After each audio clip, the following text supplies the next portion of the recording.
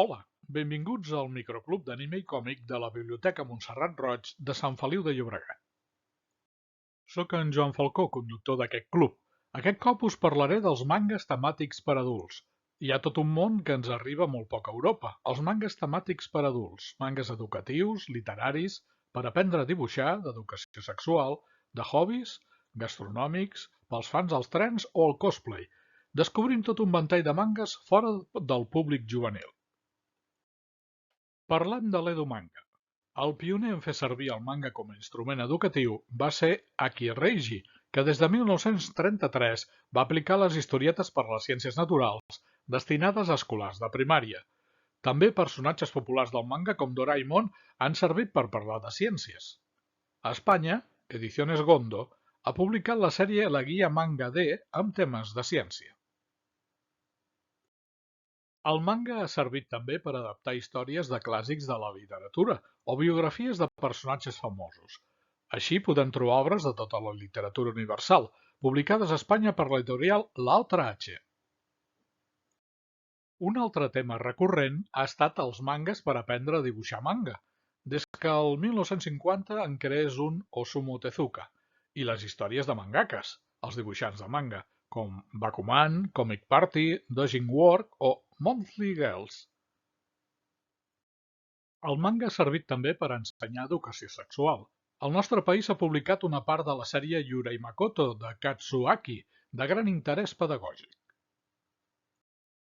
Un nou concepte, el jodomanga o mangues informatius, van sorgir en la dècada dels 80 per explicar la història d'empreses i empresaris importants, manuals per ser millors treballadors o com triomfar als negocis. Hi ha empreses especialitzades en adaptar els manuals o texts teòrics en mangues. Això ho fa servir fins i tot el govern japonès. Els hobbies més populars al Japó han servit per crear nombrosos mangues. Així n'hi ha de mahjong, de pachinko, de go, el shogi o la pesca.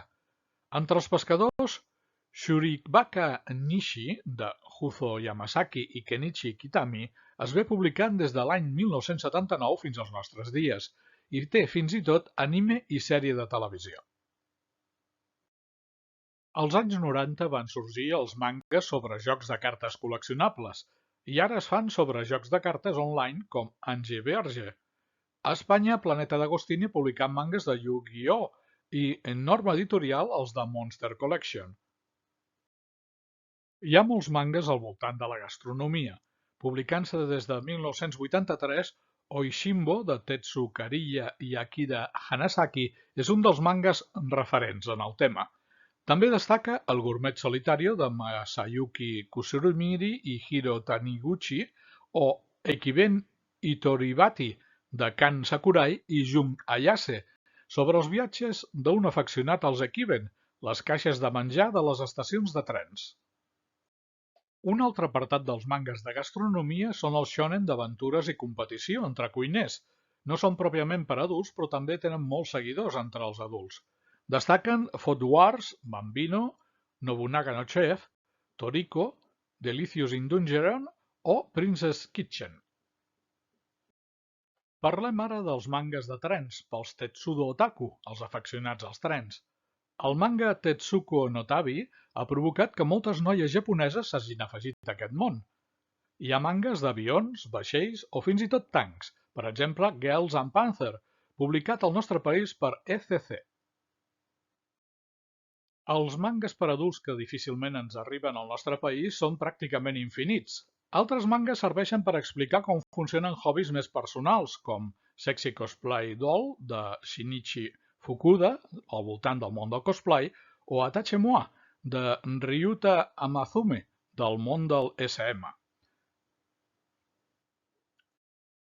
Fins aquí aquest microclub d'anime i còmic dedicat a un primer contacte amb els mangues temàtics per adults.